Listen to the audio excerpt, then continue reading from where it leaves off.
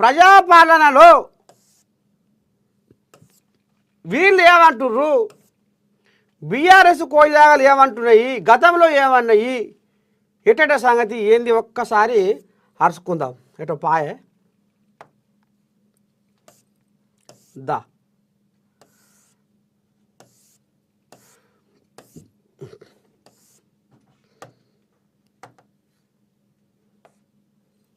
ఎటో పాయ పిల్లగాది.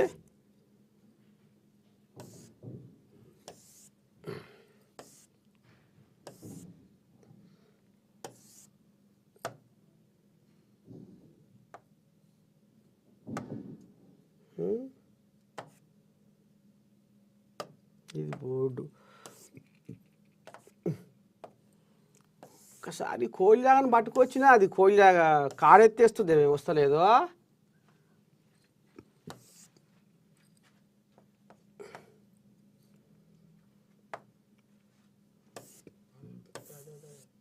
ఇదా ఏది మరి ఈ పాలమల్య పట్టుకొచ్చిన పాలమల్య ఏం మాట్లాడుతుండు, ఎట్టటి సంగతి, పాలమల్య అసెంబ్లీలో ఎసవంటి చిలక పలుకులు పలుకుతుండు అనేది పట్టుకొచ్చిన చూపిద్దామంటే ఇది బెదిరిపోతుంది. ఇటు పాయనేమా వెనక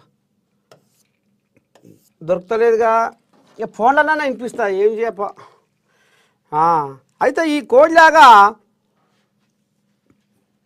ఏం మాట్లాడింది, అసెంబ్లీలో ఏం మాట్లాడాలి, నిజాలు మాట్లాడాలి, అది జనాల కోసము.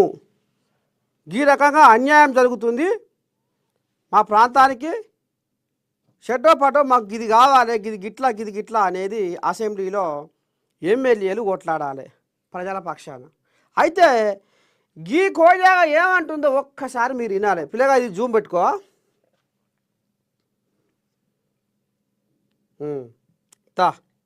దా పాలమల్య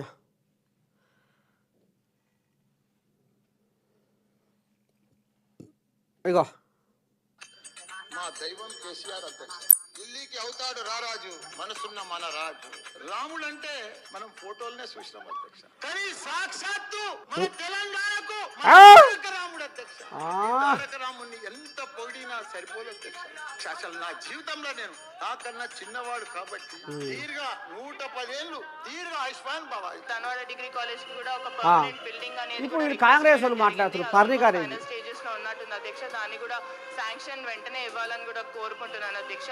నా నియోజకవర్గ సమస్యల్ని ప్రభుత్వం దృష్టికి తీసుకురావడానికి అవకాశం వచ్చిన అధ్యక్షుల గారికి ధన్యవాదాలు చెప్పుకుంటూ, గోదావరి పరివాహ ప్రాంతంలో ప్రతి సంవత్సరం వచ్చే వరదలకు ఎవరైతే వందల కుటుంబాలు గోదావరి బారిన పడి మరి నష్టపోతా ఉన్నారో, ఇబ్బంది జరుగుతూ ఉందో వారందరికీ కూడా మెరుగ ప్రాంతాలు ఇంటి స్థలాలు చూపెట్టాలి, ఇల్లు కూడా ఇంధన మిల్లు కూడా కట్టించాలని నేను కోరుతా ఉన్నాను అధ్యక్ష. మరి ఇక్కడ మన పాలమల్య ఏం మాట్లాడుతుండు, ఇగో ఢిల్లీకి అవుతాడు రారాజు, మన రాజు. రాముడు అంటే మనం ఫోటోలనే చూసినాం అధ్యక్ష, సాక్షాత్తు మన తెలంగాణకు మన తారక రాముడు అధ్యక్ష. ఈ తారక రాముడిని ఎంత పొగిడినా సరిపోదు అధ్యక్ష. అసలు నా జీవితంలో నేను నాకన్నా చిన్నవాడు కాబట్టి దీర్ఘ 110 ఏళ్ళు దీర్ఘ ఆయుష్మాన్ బాబా. తనవాడ డిగ్రీ కాలేజ్ కూడా ఒక పర్మనెంట్ గిరి కథ. ఇక దీది ఎవరైనా మెచ్చుతారా, ఎవరన్నా మెచ్చుతారా, ఏమన్నా అందం సందం ఉందా? అసెంబ్లీలో మాట్లాడాల్సిన మాటలేనాయి. ఒక రాజ్యాంగబద్ధమైన ఒక శాసనసభలో, చట్టాలను చేసే ఒక శాసనసభలో, అసెంబ్లీలో గీ తరీగనా ఆయన అట దేవుడు అట. మరి దేవుడైతే రోజు పోయి ఫామ్ హౌస్ కాడు పోయి కాళ్ళు ముక్కు, కానీ శాసనసభలో జనాలు మా గోస తీర్చు, మా బతుకు వెలిగించు, మా కష్టాలు ఎడవాపు, మా ప్రాంతాన్ని అభివృద్ధి చెయ్యి అని నిండు శాసనసభలో కూర్చోబెడితే కేసీఆర్ రా దేవుడు తారక రాముడు ఏమనుకుంటున్నాము, ఇసో కొంచెం మొనగాడు లేడు తెలంగాణలో అంటే ఆయన ఇటు పెట్టుకొని ముసి నవ్వుతుండు. ఆయన రామే కేసీరావు గౌరాల కొడుకు రాములు ఇటు నవ్వుతుండు ముసి గట్టెట్టంటవే. అరే నేనేం దేవుడినే, జనాలు గెలిపిస్తేనే కదా, జనాలు ఆశీర్వదిస్తేనే కదా నేను కూడా నీలాగానే వచ్చి ఇక్కడ కూర్చున్నా. వద్దొద్దు మనకు పొగడతారు వద్దు, దేవుళ్ళతోటి మమ్మల్ని మా కుటుంబాన్ని పోల్చకూరి అని చెడ్డో పడ్డో మాట అనొచ్చుగా. మీది మాటకైనా ఊర్లో పోయిన జనాలు మినే సినే అన్నట్టుగా కొంత కథ నడిపిస్తారు, ఏదో అలా అవసరం వెళ్ళే కొద్దీ. మరి ఘటన